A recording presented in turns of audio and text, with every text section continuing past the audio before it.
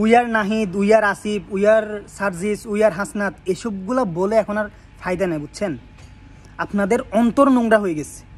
হ্যাঁ, আমি সবাইকে বলতেছি না, কিন্তু এই যে অভ্যুত্থানের যেই প্রধান শক্তিগুলো ছিল তাদের মধ্যে থেকে কিছু কিছু মানুষ মানে তাদের অন্তর নোংরা হয়ে গেছে। তারা অভ্যুত্থানের সময় যেভাবে পোশাক নোংরা করে আন্দোলন করছিল, ঘামে জড়িয়ে রক্ত ভিজাই পোশাক দিয়ে আন্দোলন করছিল, মানুষ তাদের পাশে ছিল। এখন অভ্যুত্থানের পরে তারা পোশাকটা পরিবর্তন করছে, পোশাকটা পরিষ্কার করছে, কিন্তু তাদের অন্তর নোংরা করে ফেলছে। অভ্যুত্থানের আগে ছিল তাদের অন্তর পরিষ্কার, পোশাক নোংরা, কিন্তু এখন তাদের পোশাক হয়ে গেছে পরিষ্কার, অন্তর হয়ে গেছে নোংরা। মানে তারা ভাবতেও পারে নাই যে এরকম কিছু হয়ে যাবে। তারা চাইছিল চাকরি, এখন তারাই নিজেরাই সরকার গঠন করলো, তারা নিজেরাই সরকার হয়ে গেল।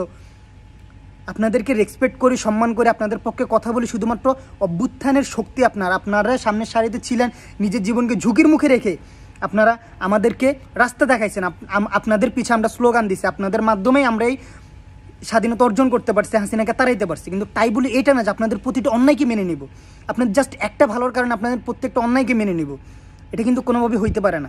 আপনারা এখনও ভালোভাবে আওয়ামী লীগ নিষিদ্ধ করতে পারলেন না, জুলাই ঘোষণাপত্র নিয়ে আসতে পারলেন না, আপনারা দল গঠন করতেছেন, সামনে নির্বাচনে যাবেন, ক্ষমতার চেয়ারে বসবেন, এসবগুলো নিয়ে আহত যারা শহীদ হয়েছে তাদেরকে ভালোভাবে খোঁজখবর নিচ্ছেন না, যারা আহত হয়েছে তাদেরকে ভালোভাবে খোঁজখবর নিচ্ছেন না।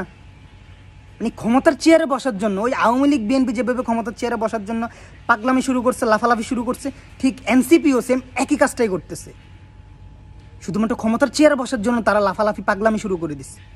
এই যে শহীদ হইলো, আহত হইলো, নিহত হইলো, এত কিছু হইলো, তাদের কোনো খোঁজখবর রাখতেছেন না আপনারা। তো we are Nahid, we are Asif, we are Sarjis, we are Hasnat, এসবগুলো বলে, এসব বুলি বলে আল্লাহ নেই।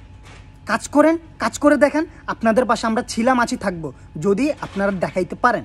আর আপনারা যদি দেখাইতে যদি না পারেন, তাহলে আপনাদেরকে লাল সালাম দিয়ে সাইড কেটে চলে যাব।